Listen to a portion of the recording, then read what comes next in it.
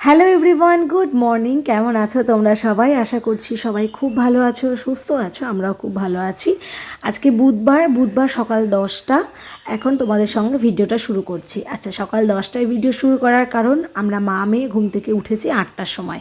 সমস্ত কাজকর্ম সেরে স্নান পুজো করে ভিডিও শুরু করতে করতে 10টা বেজে গেছে। আরও লেট হয়েছে বলতে পারো। ঘুম থেকে উঠেই দেখলাম বাইরে না ঝলমলে রোদ উঠেছে। ঝলমলে মানে মনে হচ্ছে যে হ্যাঁ, চৈত্র মাস পড়ে গেছে। তো সেই জন্য ফটাফট বেশ কিছুটা আলু কেটে নিয়েছি পাঁপড় দেবো বলে।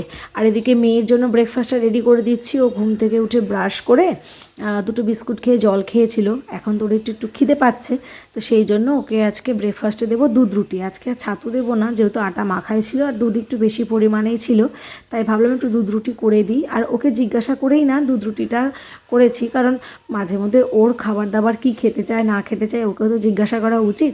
তো ওকে দুধ রুটি দিয়েছি, তার সাথে দুটো কলাও চটকে দিয়েছি। ওকে প্রথমে বললাম আমি কি কলা দেবো, ভাবলো মানে এর আগে তো কোনো দিন কলা দিয়ে খাইনি, তো বললো যে দাও, খেয়ে দেখি কেমন লাগে। ওইদিকে খাক, চলো আলুগুলো সেদ্ধ হয়ে গেছে, ছাদে মেলে দিয়ে আসি। ছাদে পাঁপড়গুলো মেলতে গেছিলাম, আর সত্যি কথা বলতে ভিডিও করিনি, তার কারণ প্রচণ্ড রোদ হয়েছে আর আজকে আমার পাঁপড়টা মেলতেও খুব কষ্ট হয়েছে জানো। তো যাই হোক, নিচে এসে খানিকক্ষণ ফ্যানের হাওয়া খেয়ে একটু আরাম করে এখন এই যে ছবিটা নিয়ে বসেছি। আমরা যখন পুরী গিয়েছিলাম তখন জগন্নাথ দেবের এই ছবিটা নিয়ে এসেছিলাম। হাজবেন্ড খুব পছন্দ করে এই ছবিটা কিনেছে, যেহেতু ফ্রেমটা কাচের, সেই জন্য আমি না প্রথমে নিতেই চাইছিলাম না, যদি বাড়ি আস্তে আস্তে ভেঙে যায়। তো যাই হোক, ভালো ভালো বাড়ি এসেছে।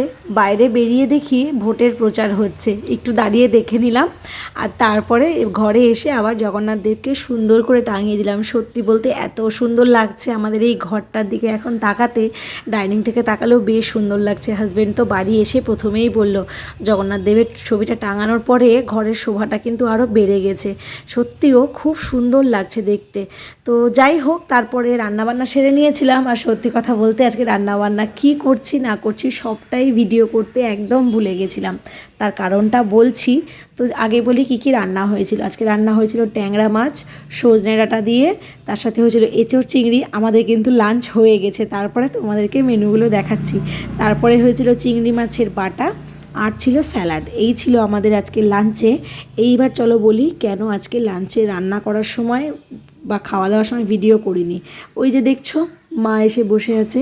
মা আর দাদা আজকে এসেছিলো, বাবা তো আজকে নেই, তাই মা আর দাদা আজকে আমাদের বাড়িতে এসেছিল। তো সেই জন্য আর কি, এবার মেয়ে তো দিদুন মামাকে পেয়ে আনন্দে আত্মহারা। আমিও সত্যি কথা বলতে একদম ভুলে গেছিলাম। এরকম হয় বলো মাঝে মধ্যে। তো খাওয়া দাওয়া সেরে ফল টল খেয়ে আমরা একটু রেস্ট করে নিয়েছি। সবাই এখন ঘুমোচ্ছেই। আমি একটু ছাদে এলাম, তার কারণ আজকে না বেশ কিছু জামা কাপড় কেচে দেওয়া হয়েছিল। আমিও কিছু কেচেছিলাম, হাজব্যান্ডও কিছু কেচেছিল, আর তার সাথে সাথে পাপড় তো দিয়েছিলামই, সেগুলোই এখন তুলবো। আর ছাদে না বেশ সুন্দর হাওয়া দিচ্ছিল, তাই আমার থাকতে খুব ভালো লাগছিল। আর আজকে যে রোদটা উঠেছিল মনে হচ্ছে যে হ্যাঁ, চৈত্র মাস পড়ে গেছে। যাই হোক, চলো একটু সামনের দিকে এগিয়ে গাছগুলোও দেখি, প্লাস রাস্তাটাও দেখি। আমি ছাদে আসলে না একটু এদিক একটু ওদিক এরম ঘুরে ঘুরে দেখি। রাস্তাঘাট যদিও এখন একদমই ফাঁকা, 5টা 5:30 বাজে, তো একটু পর থেকে আবার লোকজনের আনাগোনা শুরু হবে। দেখো দুই দিকে রাস্তায় একদম ফাঁকা। চলো, বেশিক্ষণ আর রাস্তা দাঁড়িয়ে দাঁড়িয়ে দেখে কাজ নেই। আস্তে আস্তে জামা কাপড়গুলো তুলতে হবে, পাপড়গুলো নিতে হবে, সব কিছুই করতে হবে। আর এইদিকে দেখো, আমি একটা ওই নয়নতারা ফুলের গাছ দেখেছিলাম, গাছে এত ফুল ফুটেছে। গাছটা আসলে কোনায় ছিল তো আমার চোখে পড়েছিল না। কালকে এই ফুলগুলো তুলে ঠাকুরের সিংহাসনটা সুন্দর করে সাজাবো। আর ফুলগুলো গাছে থাকলে যেমন সুন্দর লাগে, আমার মনে হয় কিছু ফুল গাছে, কিছু ফুল যদি আমি ভগবানের চরণে নিবেদন করতে পারি আমার আরও ভালো লাগে। যাই হোক, ছাদ থেকে নেমে আবার একটু আমরা মা মেয়ে গল্প করে নিয়েছিলাম, তারপরে মেয়েকে একটু পড়তে বসেছিলাম। আসলে রাত পেরোলেই তো ওর বাংলা পরীক্ষা, সকালে তো পড়ার সময় পাবে না, যেহেতু সকালে ওদের স্কুল থাকে। তো ওকে পড়াশোনা করিয়ে নিয়ে চলে এসেছিলাম মাসির বাড়ি। আজ তো 1 এপ্রিল, আজ আমার ভাইয়ের জন্মদিন। ওই যে দেখেছো বার্থডে বয় খুব বিরক্ত হয়ে আছে গো। একে তো সারাদিনের এই গরম, তারপরে জন্মদিনের জন্য সারাদিন, এমনিতে তো ওদের বাড়িতে লোকজনের সংখ্যা অনেক বেশি। ওদের বাড়িতে এক উঠোনে একসঙ্গে 14-15 জন থাকে, জেঠু জেঠিমা কাকু কাকিমা দাদা দিদি সবাইকে দিয়ে, আর মাসি মেশো ওরা তো আছেই। তো এমনিতেই ওদের সারাদিন আনন্দ মজা করে কেটে যায়। যদিও এবারের জন্মদিনের আয়োজনটা একদম ছোট্ট করেছিল, বিশেষ কিছু কারণ ছিল। তার সাথে সাথে ভাইয়েরও যেহেতু পরীক্ষা শুরু হয়ে গেছে, ভাই আর মেয়ে যেহেতু একই স্কুলে পড়ে, তো সেই জন্য মাসি বললো যে না, পরীক্ষার মধ্যে আর এত বড় করে কিছু করব না। আর এবার একটু অসুবিধেও ছিল পারিবারিক, তো সেই কারণেই আর কি জন্মদিনের অনুষ্ঠানটা ধুমধাম করে হয়নি। ঠিক আছে, কোনো ব্যাপার না, আসছে বছর আবার হবে। তো এখানে এই যে ভাই সবাইকে কেক খাইয়ে দিচ্ছিল, তারপরে আমরা সবাই দুপুরবেলা যেহেতু যাইনি, সবাই একটু একটু করে সব ভাইকে পায়েস খাইয়ে দিচ্ছিলাম। আর ও না খুব খুশি হয়েছিল আমরা সবাই গিয়েছিলাম বলে। সারাদিন যাইনি, প্রত্যেকবার তো আমরা সকাল থেকে থাকি, এবার সকাল থেকে যাইনি বলে বারবার আমাদের খোঁজ করছিল। যাই হোক, এখানে সবাইকে দাঁড় করিয়েছিলাম যে তোদের একটা ছবি তুলি আয়, তারপরে খাওয়া দাওয়া করে নিয়েছিলাম। আজকে আমাদের ডিনারে ছিল লুচি, ছোলার ডাল নারকেল দিয়ে, তার সাথে ছিল হচ্ছে এই যে মটরের ঘুগনি, আর ছিল খেজুর গুড়ের পায়েস। সেগুলো আর ভিডিও করিনি আমি। লুচি আর মটরের ঘুগনিটা এত টেস্টি হয়েছিল, এইটারই ভিডিও করেছি শুধু। খাওয়া দাওয়া করে বাড়ি চলে এসেছি।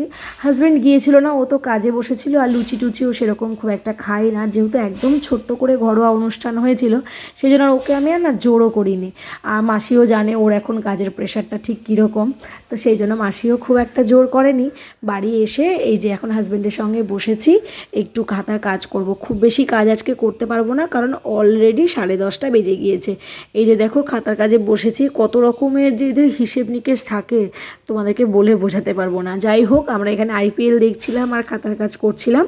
তো চলো, আজকের এই ছোট্ট ভিডিওটা এই পর্যন্তই রাখছি। ভালো মন্দ সব কিছু মিলিয়ে মিশিয়ে এভাবেই আমাদের দিন কেটে যাচ্ছে। তোমরাও জানিও তোমরাও সবাই কেমনভাবে দিন কাটাচ্ছ, কি করছো না করছো, তাহলে আমার খুব ভালো লাগবে। এই ভিডিওটা এই পর্যন্ত রাখছি। সবাই খুব ভালো থেকো, সুস্থ থেকো। তোমাদের সঙ্গে আবারও দেখা হবে, গল্প হবে খুব তাড়াতাড়ি নতুন একটা ভিডিওর সাথে। চ্যানেলটা সাবস্ক্রাইব করতে ভুলে যেও না।